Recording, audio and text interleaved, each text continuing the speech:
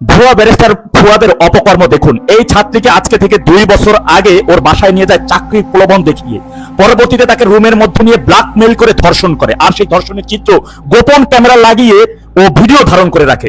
পরবর্তী সময় সেই ভিডিও অনলাইনে ছেড়ে দেওয়ার ভয় দেখিয়ে গত 2 বছর ধরে এই ছাত্রীকে ও ধর্ষণ করে আসছিল। ও আমাকে ধর্ষণ করে সেই ভিডিও ধারণ করে আমাকে ব্ল্যাকমেইল করে আসছিল। এবি পার্টির যুগ্ম সদস্য সচিব ব্যারিস্টার আসাদুজ্জামান আটক করেছে যৌথ বাহিনী। এটার দিকে এক বার্তায় এই তথ্য জানান দলের সহকারী প্রচার সম্পাদক রিপন মাহমুদ। সেনানিবাসকে উড়িয়ে দিতে চাওয়া সেই ব্যারিস্টার ফুয়াদ তিনি গ্রেপ্তার হয়েছেন। আসসালামু আলাইকুম প্রিয় দর্শক, এইমাত্র পাওয়া তাজা খবর। আজকে আপনাদেরকে যে ভিডিওটি দেখাতে চলেছি সেই ভিডিওটি এই মুহূর্তে ভাইরাল হয়েছে সোশ্যাল মিডিয়ায়। দর্শক, কলেজ শিক্ষার্থীকে ধর্ষণ করেছে ব্যারিস্টার ফুয়াদ, সেই ভিডিওটি আপনাদের সামনে তুলে ধরব। অবশ্যই ধৈর্য সহকারে ভিডিওটি শেষ পর্যন্ত দেখবেন। চ্যানেলে নতুন হলে সাবস্ক্রাইব করে রাখবেন পরবর্তী আপডেট পাওয়ার জন্য। ভিডিওতে একটি লাইক করে দেখতে থাকুন সম্পূর্ণ ভিডিওটি। ব্যারিস্টার ফুয়াদের অপকর্ম দেখুন। এই ছাত্রীকে আজকে থেকে 2 বছর আগে ওর বাসায় নিয়ে যায় চাকরির প্রলোভন দেখিয়ে, পরবর্তীতে তাকে রুমের মধ্যে নিয়ে ব্ল্যাকমেইল করে ধর্ষণ করে, আর সেই ধর্ষণের চিত্র গোপন ক্যামেরা লাগিয়ে ও ভিডিও ধারণ করে রাখে। পরবর্তী সময় সেই ভিডিও অনলাইনে ছেড়ে দেওয়ার ভয় দেখিয়ে গত 2 বছর ধরে এই ছাত্রীকে ও ধর্ষণ করে আসছিল। আজকে একটা দুইটা দিন না চিন্তা করুন, একটা নারীকে ব্ল্যাকমেইল করে এই পর্যন্ত না জানি ও কত নারীকে, সহজ সরল নারীকে চাকরির প্রলোভন দেখিয়ে বিভিন্ন সুযোগ সুবিধার কথা বলে ওর বাসায় নিয়ে এভাবে ধর্ষণ করে আসছিল। আমি নারী সমাজ এবং দেশের জনগণকে এখন বলবো, এই ভুয়া ব্যারিস্টার ফুয়াদকে অনতি বিলম্বে আপনারা এর বিচার নিশ্চিত করুন। প্রশাসনের দৃষ্টি আকর্ষণ করে বলবো, এই ধর্ষক ভুয়া ব্যারিস্টার ফুয়াদকে এই মুহূর্তে গ্রেপ্তার করে রিমান্ডে নিয়ে ওকে জিজ্ঞাসাবাদ করুন কতজন নারীকে ধর্ষণ সে করেছে। এই ধর্ষকের স্থান বাংলার মাটিতে হইতে পারে না। দিনের আলোতে অনেক বড় জনদরদী নেতা সাজে, কিন্তু অন্ধকার হলে 4 দেয়ালের মধ্যে কেবলই একজন ধর্ষক। এ পর্যন্ত একজন দুজন না, প্রায় 4 জন নারীর রেকর্ড আমাদের হাতে আসছে। অনেক ফুটেজ আমরা পেয়েছি, একের পর এক ফুটেজ আপনাদেরকে দেব এবং আগামীতে তথ্য প্রমাণ সহ এই ধর্ষক ফুয়াদের আসল চরিত্র আপনাদের মাঝে উপস্থাপন করব। কিন্তু এই মুহূর্তে প্রশাসনের উচিত একে অনতিবিলম্বে আইনের আওতায় এনে রিমান্ডে নিয়ে জিজ্ঞাসাবাদ করা, যে কত শত নারীকে ও ধর্ষণ করেছে। ব্যারিস্টার এই ফুয়াদের এখন পরিচয় একটাই, ও ধর্ষক। ও আমাকে ধর্ষণ করে সেই ভিডিও ধারণ করে আমাকে ব্ল্যাকমেইল করে আসছিল। আমি ভয়ে আমি কোনো কিছু বলতে পারি নাই। আমি জনাব ভারপ্রাপ্ত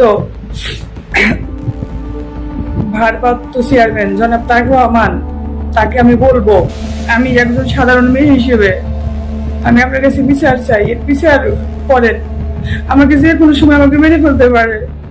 আমাকে দেখার মতন কেউ নাই এখন। আমাকে আপনারা বাঁচান। ও আমাকে অনেকবার হুমকি দেনকে দিচ্ছে, অনেক কিছু বলছে। এখন আমার জীবনের কোনো নিরাপত্তা নাই, যে কোনো সময় আমাকে কিছু করতে পারে। আমাকে আপনারা সহযোগিতা করুন। আমি দেশবাসীকে বলবো, আপনারা আমার পাশে একটু দাঁড়ান, আমারও একটু কথা বলেন। প্রশাসন আমার কোনো কথা শুনবে না, তারা আমার কোনো কথা শুনতেছে না। এবং সাংবাদিক ভাইদেরও বলবো, যেটা সত্যকে সত্য বলতে শিখুন। ঠিক আছে, আপনারা ও আমানুল্লাহ ক্ষমতা আছে, সে প্রভাবশালী নেতা, ও সেন্ট্রালের নেতা বলে আপনারা ওর ভয়ে আমার সত্যগুলো আপনারা তুলে ধরবেন না, আমার হয়ে আপনারা কথা বলবেন না। আমি তো অন্যায় কোনো কিছু বলি নাই। যেটা আমার সাথে ঘটছে সেটা আপনাদের বলছি, যে আমার হয়ে একটু দাঁড়ান, আমার পাশে একটু দাঁড়ান, আমার হয়ে কথা বলেন। কিন্তু আপনারা করতেছেন না, আপনারা আমার পাশে দাঁড়াতেছেন না। যখন আমি মারা যাব, তখন আমার লাশ নিয়ে আপনারা মিছিল করবেন, তখন নিউজ করবেন যে এই মেয়েকে হত্যা করা হয়েছে, ও গুম করা হয়েছে, তখন আপনারা আসবেন। এখন আমি সাংবাদিক ভাইদের বলবো যে ভাই, আপনারা ও প্রভাবশালী নেতা বলে ওর ভয় আপনারা আমার পাশে দাঁড়াইতেছেন না। আমি বলবো যে আপনারা আমার পাশে দাঁড়ান, একটু আমাকে একটু সহযোগিতা করুন, আমাকে বাঁচান। আমার সুষ্ঠু একটা বিচার আমি চাই। দেশবাসীর কাছে আমি বলবো, হাত অনুরোধ করে বলবো যে আমার জন্য আপনারা আমার পাশে একটু দাঁড়ান।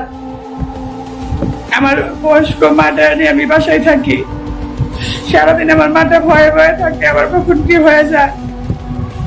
আপনারা আমার পাশে দাঁড়ান। আমি দেশবাসীর কাছে, আমি একজন সাধারণ মেয়ে হয়ে আমি সবাইয়ের কাছে বলতেছি, আপনারা আমার একটু পাশে থাকেন। আমি যেন সুষ্ঠু বিচারটা পাই, সেটাই অনুরোধ আপনাদের কাছে। সাংবাদিক ভাইয়েরা, আপনাদের ওপরে সাধারণ জনগণ আস্থা রাখে যে আপনারা সত্যকে তুলে ধরেন। সেইভাবে আপনারা কাজ করুন। আপনারা আজকে আমার বড় নেতা, সেন্ট্রালের নেতা একটা ভালো জায়গায় আছে, প্রভাবশালী ক্ষমতাশালী দেখে ওর বিরুদ্ধে আপনারা প্রমাণ থাকা সত্ত্বেও কোনো কথা বলতেছেন না। আমি আপনাদের বলবো যে এমন কিছু করেন না, ঠিক আছে? একটা মেয়ের সাথে আপনারা অন্যায় করতেছেন। আমি আপনাদের বারবার বলছি যে আমাকে বাঁচান, আমার নিয়ে একটু কথা বলেন, আপনারা বলেন নাই। প্রশাসন আমার মামলাটা নেয় নাই, দল আমার সাথে নাই।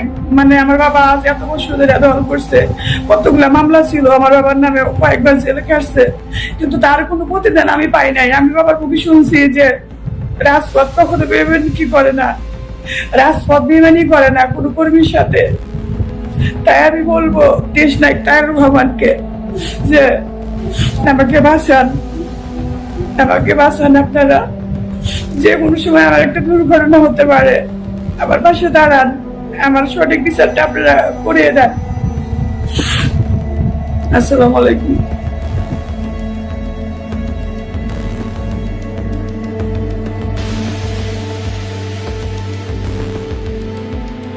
ষোলো 17 তারিখ শাটডাউন, বাংলাদেশ শাটডাউন মানে শাটডাউন। আওয়ামী লীগের সেই শাটডাউন সারা বাংলাদেশে মানুষকে পালন করার জন্য সবাইকে স্বতঃস্ফূর্তভাবে আমরা আহ্বান জানাচ্ছি।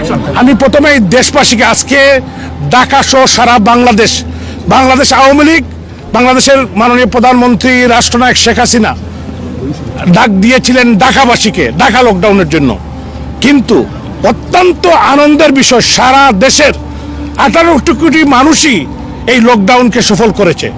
সর্বস্তরের মানুষ, কৃষক, শ্রমিক, জনতা, ছাত্র, বুদ্ধিজীবী, সুশীল সমাজ সবাই কিন্তু একাকার মানুষ জননেত্রী শেখ হাসিনার পক্ষেই রায় দিয়েছে। এই খুনি ইউনূসের পদত্যাগ দাবি করছে এবং যতক্ষণ আগামীকাল, আপনারা জানেন আগামীকাল পরশু 13-14 তারিখ 14-15 তারিখ সারা বাংলাদেশে বিক্ষোভ মিছিলের ডাক দেওয়া হয়েছে শান্তিপূর্ণভাবে। ইনশাল্লাহ 16-17 তারিখের শাটডাউন আবারও বাংলাদেশের মানুষ, শান্তিকামী মানুষ, বাংলাদেশের সাধারণ মানুষ, বাংলাদেশের বিবেকবান মানুষ সারা দিবে জননেত্রী শেখ হাসিনার ডাকে। সারা বাংলাদেশে একটি সফল লকডাউন হয়েছে। সারা বাংলাদেশে সেনাবাহিনী, পুলিশের উপস্থিতিতে হাজার হাজার জনতা নেমেছে। যদিও লকডাউন ঢাকায় ছিল, সারা বাংলাদেশে সেখানে লকডাউন হয়েছে।